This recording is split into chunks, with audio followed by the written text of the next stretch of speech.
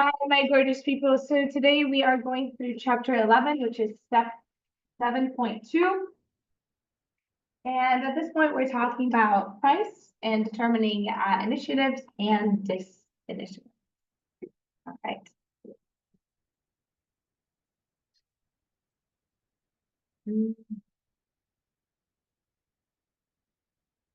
Okay. So in marketing, price is one of the four primary elements of a marketing mix, which we've talked about before. This is commonly referred to as the 4 Ps of marketing, right? Product, price, place, and promotion. In the context of marketing, the goal is often, and in the context of social marketing, right? The goal is often behavioral change. That's what we're trying to do in this case. And so what we're looking at is the price is the behavioral change rather than the cost that the person would pay, right? Not the money that the person would pay. Okay. So it's not just about monetary cost, it's about behavioral change.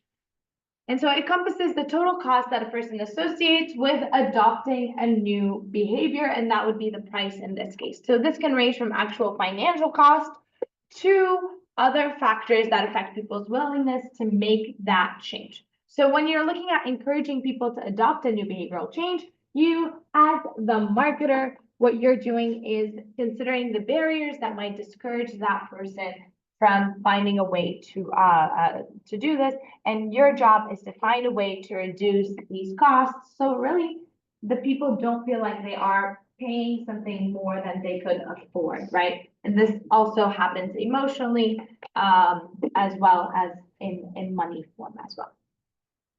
So an example of that is that in traditional marketing, price simply refers to the money a customer pays for a product or a service.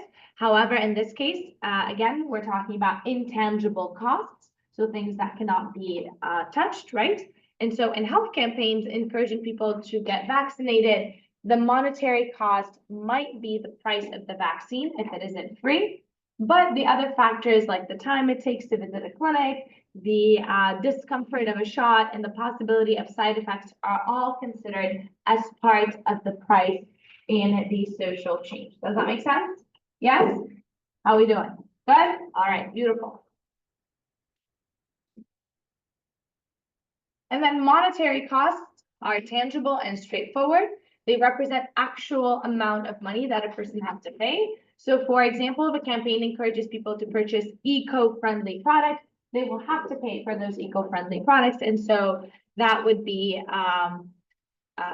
the monetary cost, and that would be something tangible.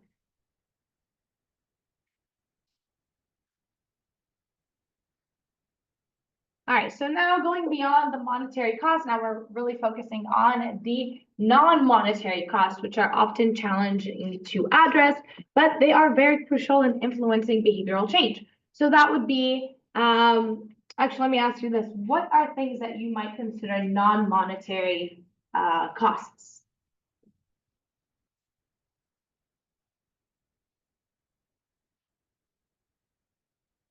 What do you guys think?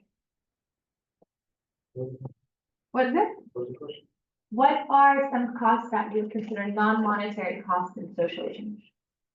So when we're talking about price, for the first one, you're saying that it's for actual marketing or traditional marketing, this coffee costs $5. Okay, it's a tangible price, right? And that would be money. Behavioral change, the price is non-monetary at a lot of times. So what is an example of non-monetary cost that you guys can think of?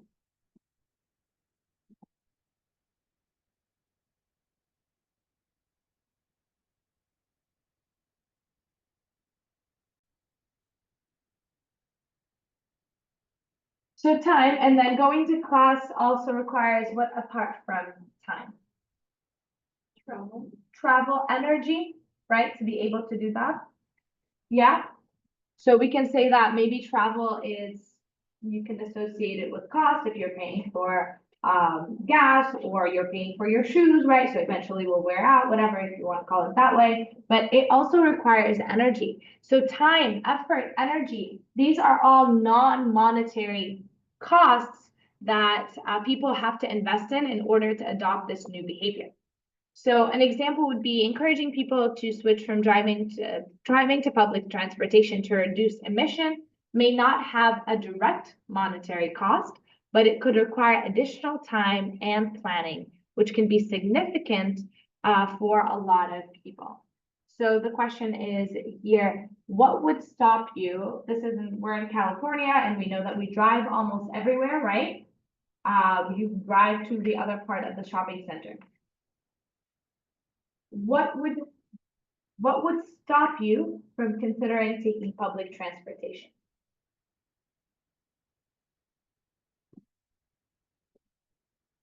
That's an opinion question, right? What would stop you personally from taking public transportation? Time management. It's a lot slower public transportation compared to taking your own vehicle. Okay, so time management, a lot slower than taking your own vehicle. What else? Sanitation. Okay. What is it? Comfort. Comfort. What else? Anything else that you could think of? Safety. Safety. Okay. So as a marketer, if you are putting together this campaign, these would be some of the things that you would have to address. So one huge thing in California's public transportation is that it gets you nowhere, right? So it gets you to very little places, and it's not very diverse in being able to go, and it'll take you 3 times the amount of time.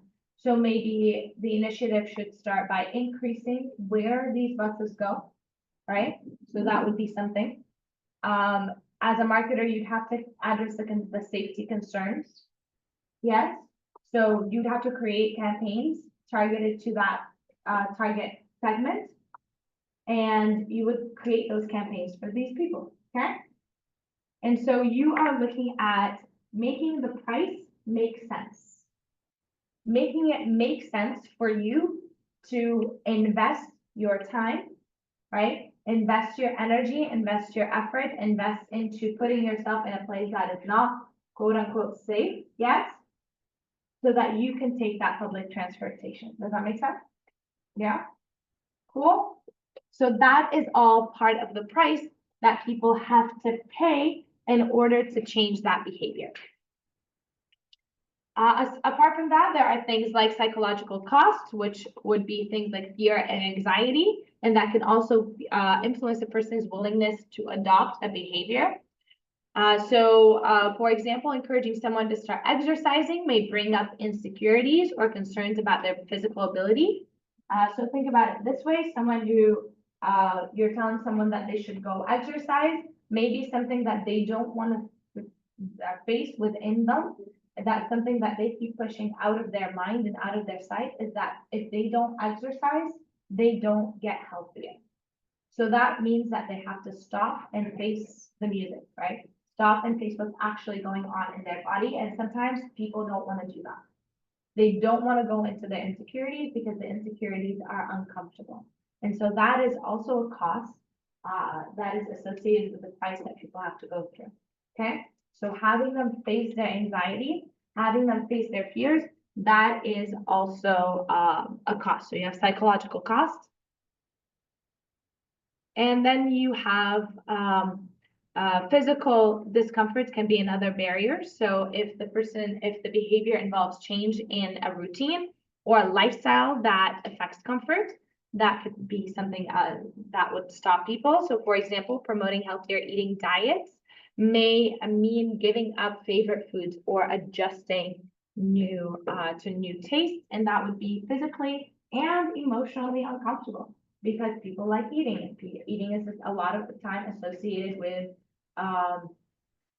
emotions, especially when you talk about comfort food. They're called comfort food because, well, they make you feel like you're having a little hug inside your soul.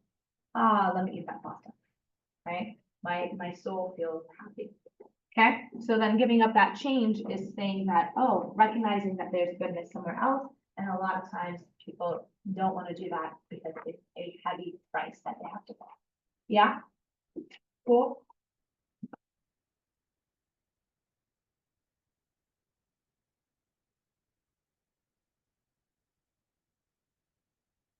All right, so now we're talking about incentives and disincentives, and this is one of 10 slides.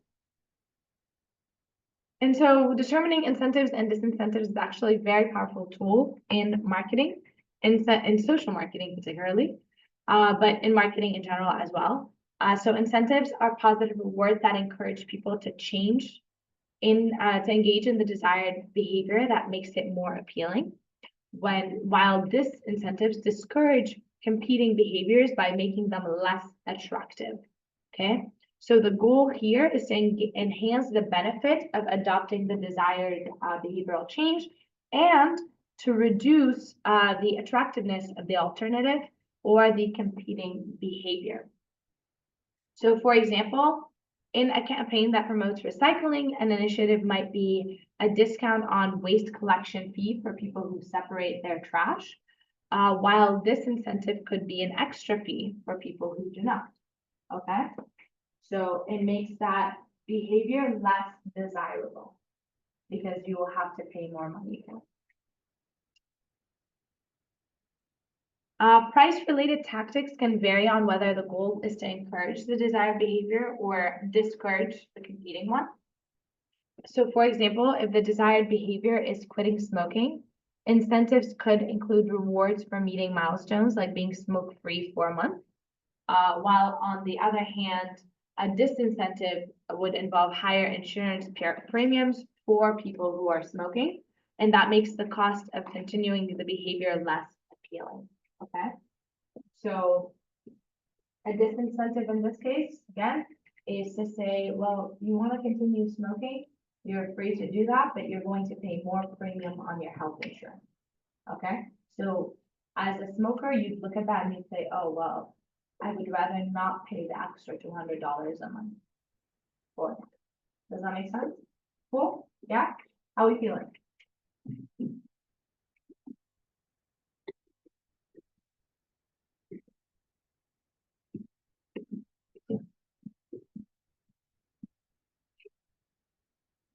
All right, so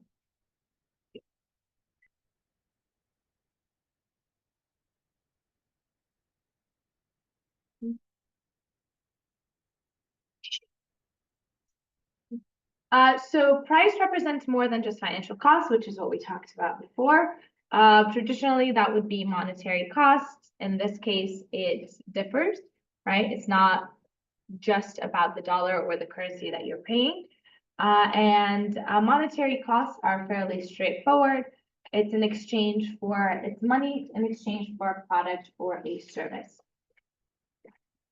So a gym membership, you know that it's $50, and that's that. You give them $50, they give you an entrance, and so forth. Okay. Non-monetary costs, which we talked about earlier, and we'll talk a little bit more in a minute.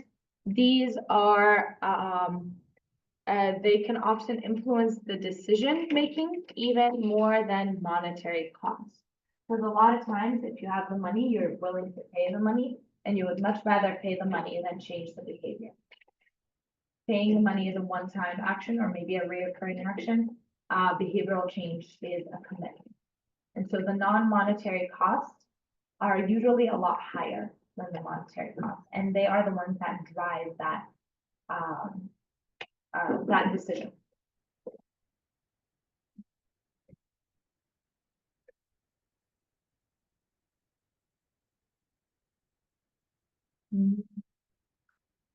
All right, so non-monetary costs, again, they are less obvious costs associated with the behavior or purchase.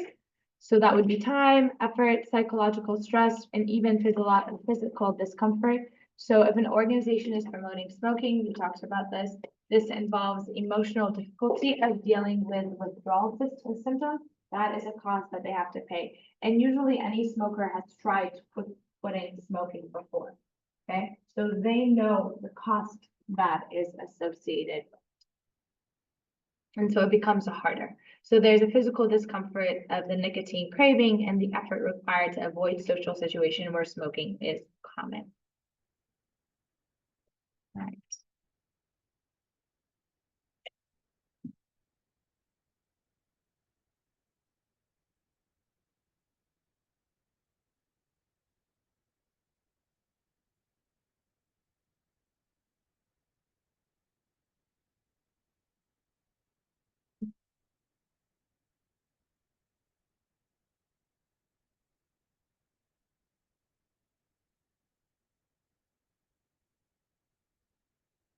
So reducing monetary costs for a desired behavior can significantly increase the adoption rate. So one effective approach is providing discounts, coupons, and trial incentives.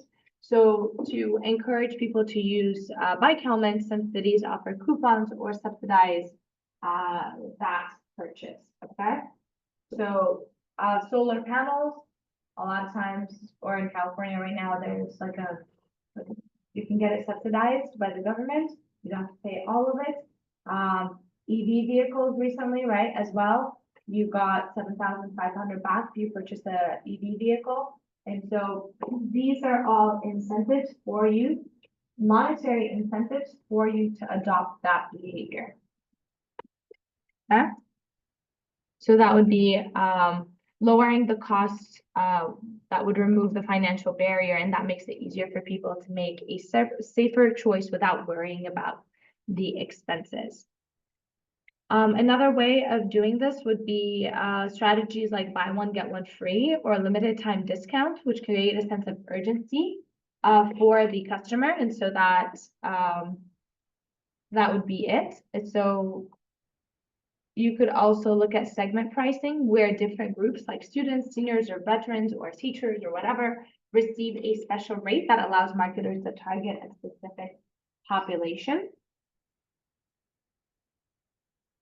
And by reducing costs, you as the marketer can make desired behaviors a little bit more accessible to a broader audience. And this tactic is very effective in public health and social marketing campaigns, where cost can be a major barrier to entry, which means costs can make it really hard for people to actually engage in that behavior.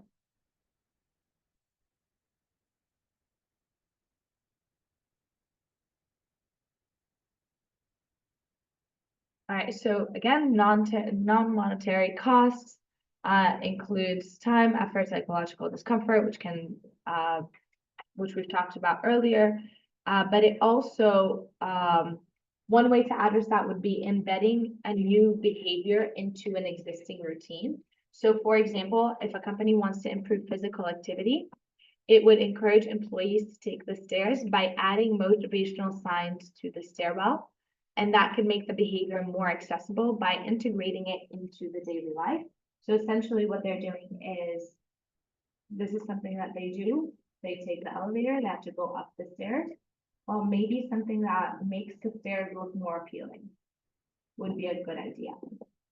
You guys have seen like those really colorful stairs in pictures and things like that. It's like, oh, that would be fun to go up these ones, or the ones that have books on them, or like book titles and whatever. That's kind of the idea, is that it makes it more appealing. Or appealing enough for it to become a habit.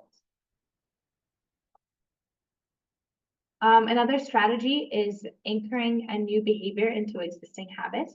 So for example, if people already take a coffee break every afternoon, they might be encouraged to use a nearby recycling bin if one is conveniently located by the coffee station.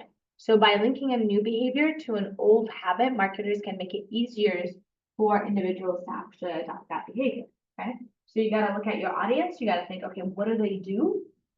And how can I bring this into their daily life without them having to go out of their way to do it?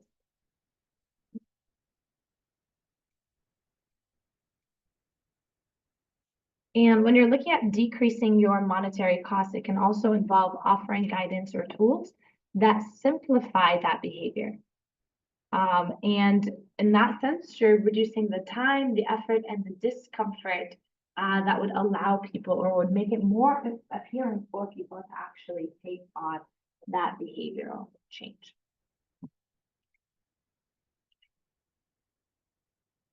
Questions so far?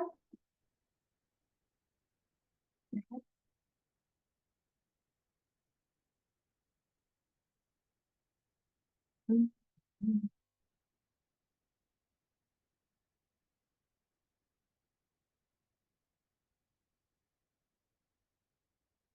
All right, so Psychological rewards and endorsements from trusted sources can further reduce non-monetary costs by building confidence and trust in that behavior.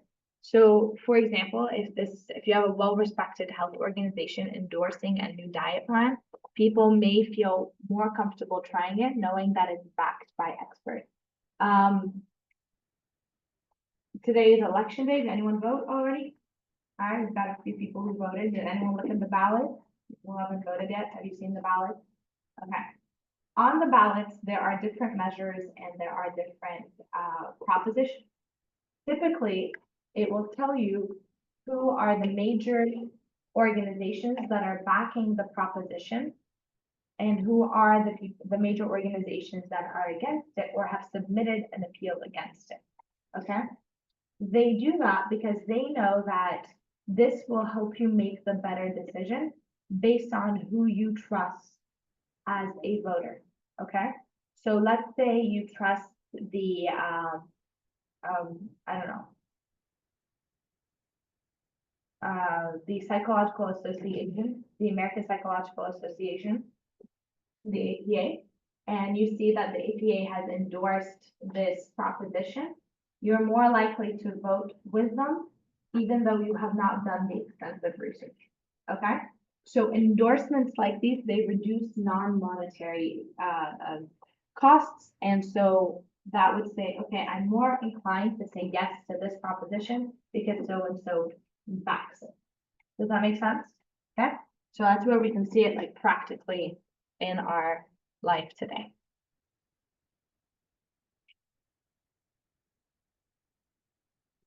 Okay. Also, people are given information that reassures them.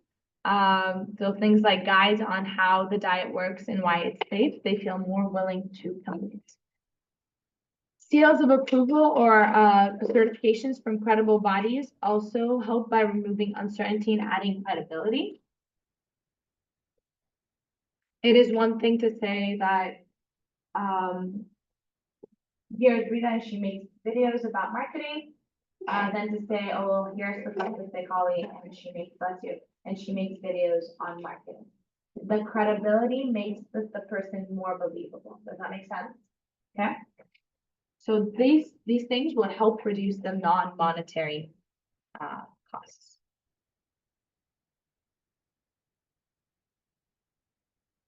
All right. A practical example of reducing non-monetary costs is the use of farmers market checks. So sometimes people might hesitate to redeem these checks because they don't know where the market is. They might feel uncomfortable with the process or uncertain about the value of the check. So to address these barriers, we can provide tools that make the experience smoother, such as maps to guide them to the market or simplify check formats that are easier to redeem. That was a very complicated example. Point is, you have a farmer's market and you have something that you want to redeem from there. You may not redeem it because you're like, I don't know where this is. I don't know where their booth is. I don't want to go on Saturday at 7 a.m. It's going to be hard to find. It's not like a one location. And so many of these thoughts enter into your mind. So what you would do as a marketer, you would say, okay, well, we're sending you this coupon. We're sending you this, whatever, this gift certificate. And this is how you can redeem it. This is how you can access this. This is a map of where you would find this, where it's the closest parking, and how to get to our location. Okay, so that would mean that you're reducing the non-monetary cost.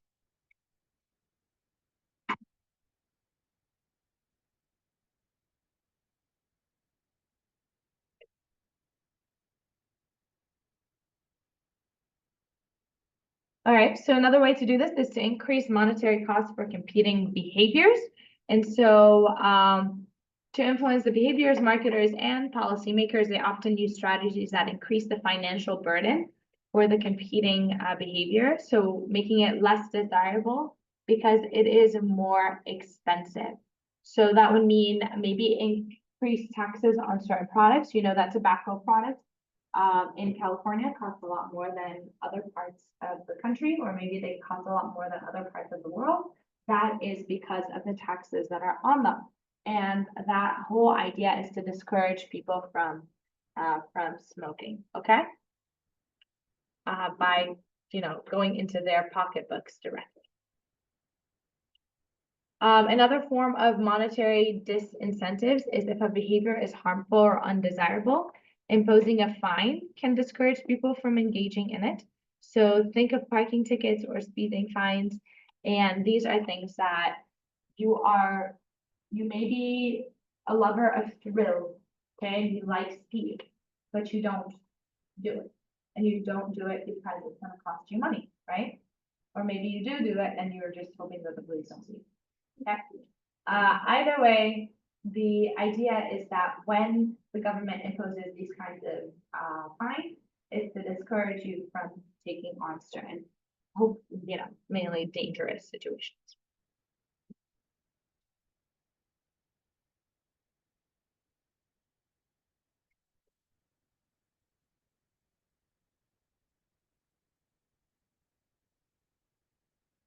So, understanding the BCOS factors, so benefit, cost, opportunities, and self-affirmation can actually help marketers and policymakers create strategies that increase the monetary cost for the competing behavior. So when people weigh out their decisions, and that's kind of what they're doing with the benefits, cost, opportunities, and self-affirmation, what they're doing is weighing out their decisions. They consider not only the direct cost, but also the personal impact on their lives. And we do this all the time. We don't realize that we do this, but there's actually a name for it, right? And so if we can increase the perceived or real cost of the undesirable behavior, we make it less likely for people to choose them. And so if you're talking about smoking, for example, and how we say smoking leads to lung cancer, well, it's not 100% correlation, right? There's a chance that people will not get lung cancer if they are smokers, yes? And so every smoker almost says, well, it's not gonna be me. Okay, people don't think they will be that one person that gets it. And so if we can help people see the actual cost of that, of them smoking, then maybe we can help them change and stop smoking. Okay, cool, and that's the whole idea. Can you repeat, benefit, cost, opportunities, and self Affirmation, affirmation? yes.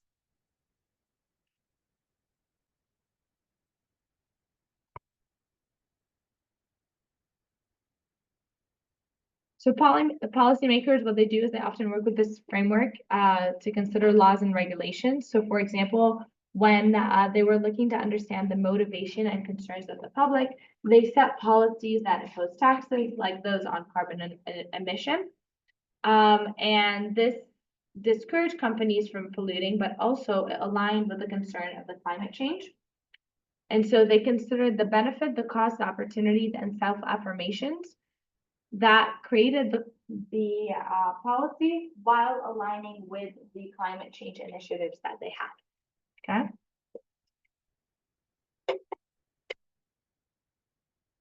So, for example, when addressing the BCOS, policymakers increase the cost, right, the C, of using environmentally harmful products. This encouraged companies to consume and consumers to choose reusable options, which aligns with the societal benefit, right? So now we have the C and the B. And the policy in this case influenced both the corporate and the individuals by setting financial disincentives to make the harmful behavior less attractive. Okay, so they consider these things while making the policies so that they can get to that behavioral change that they wanted to see.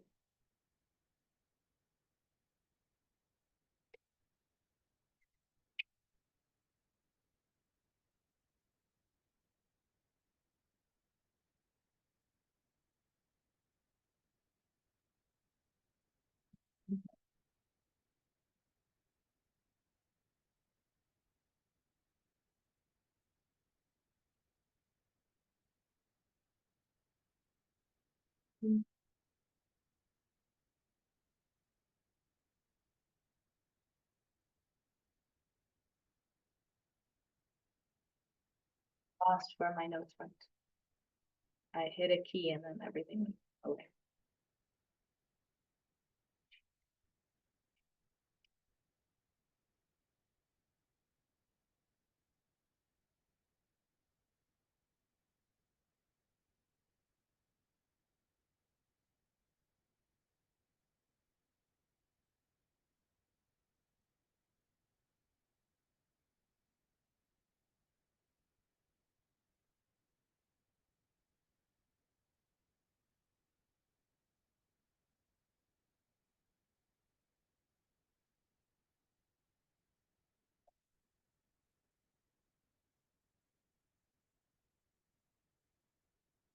So essentially, people want to be able to take commitments. So I can find my thing.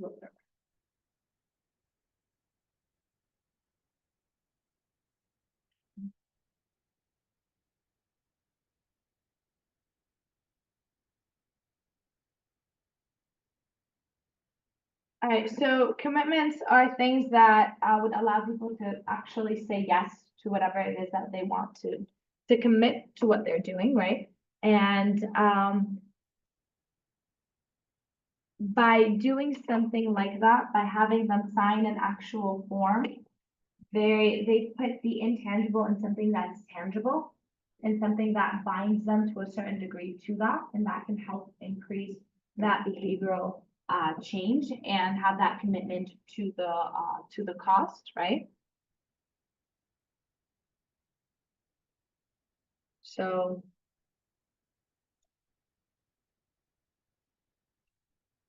an example would be public health campaigns against impaired driving often use non-monetary incentives by asking participants to take a pledge. And say when someone publicly commits to safe driving, they may feel a stronger sense of accountability and recognition within the community. Okay, there's accountability. You are being held accountable. One, not just by yourself, but from the public that's around you as well. So if you say, let's say you committed to going to the gym 3 times a week or 10, whatever, 6 times a week, and you told your circle, then you're responsible for that statement that you said, and people may come and ask you, which would then hinder if you haven't been doing this, it wouldn't make you feel great, right? And then you feel like you're accountable, right? If you tell your kids you're going to quit drinking, you're accountable towards your kids, okay?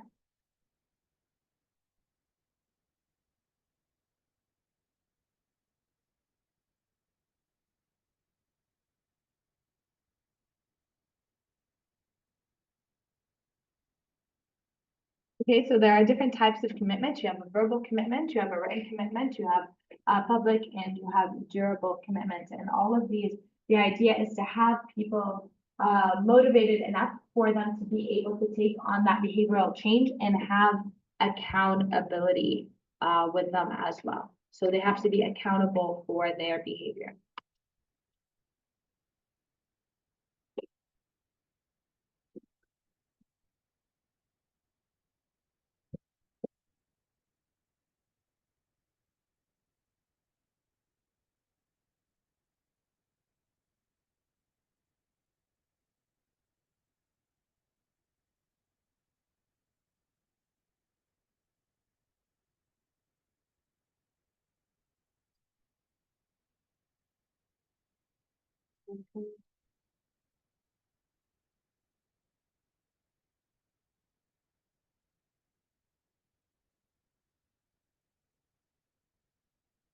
So different types of ways of setting prices for tangible goods and services.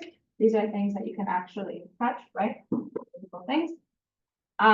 You can look at cost-based pricing, which is based on the cost that it made you to produce it, okay? You can look at competitive-based pricing, and that is compared to your competitors, where do you want to stand? Do you want it to kind of, there are times where companies will eat up the entire market by lowering their prices and losing out on money, but they become the leader, and so then they raise up their prices after the competitor is gone. Or there are people that are placing certain prices around, the same thing. So if there's an option to buy a recycled bottle, and it's the same price as a non-recycled bottle, you are more inclined to buy the recycled product because it's eco-friendly and you want to help out the environment and you're paying the same money. Whereas if there's a significant difference where the recycled one is $10 more, where the other one is $5, right? So one is $5 and one is $15, you're more inclined to buy the regular one because you're like, hey, maybe I don't want to pay that cost. And then value-based pricing is based on the value that it offers. So if you are looking at pricing your products based on the value that they offered, that may be something a lot more than what it would have been if it was in the cost. No, don't shut down. Don't shut down, my friend.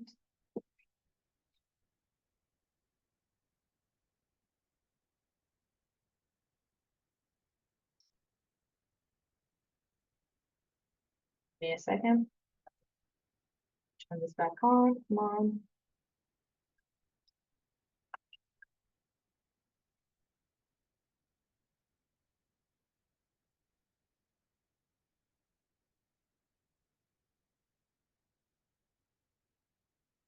Doesn't want to turn it back on. But essentially, the last thing we're going to talk about is, that was the last slide, is setting prices for tangible goods, sorry, ethical considerations when pricing. You're looking at social equity, which means that it has to be fair to the society and it has to be something that is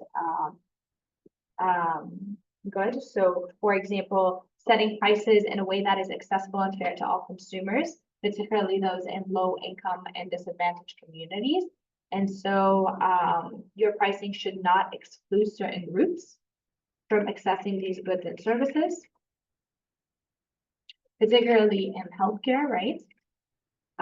Potential exploitation is another one. And so this can happen when businesses charge excessively high prices in situations when consumers are limited to alternatives. It's called,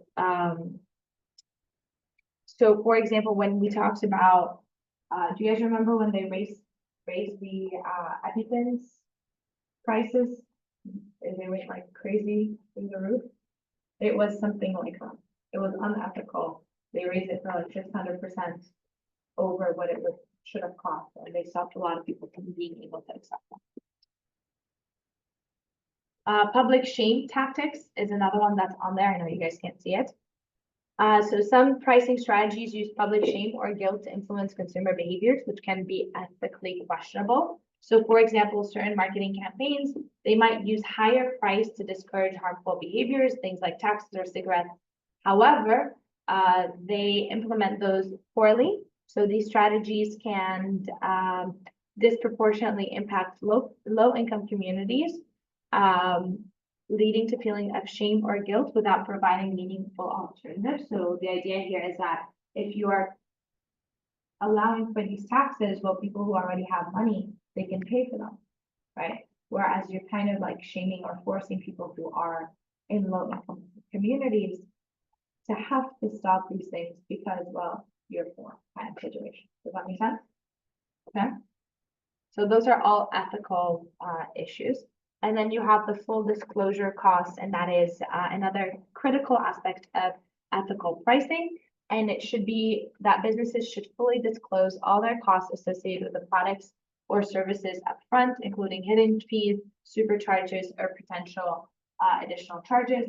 It's kind of like when you go to the hotel and you book a room for $150 and your bill comes back and it's $250 because there's a resort fee and there's a cleaning fee and there's a whatever fee, right? So that would be the ethics that we're talking about. In order for it to be ethical, you have to fully disclose all of your costs. Cool. Any questions, my friends? All right, so that is it for this lecture.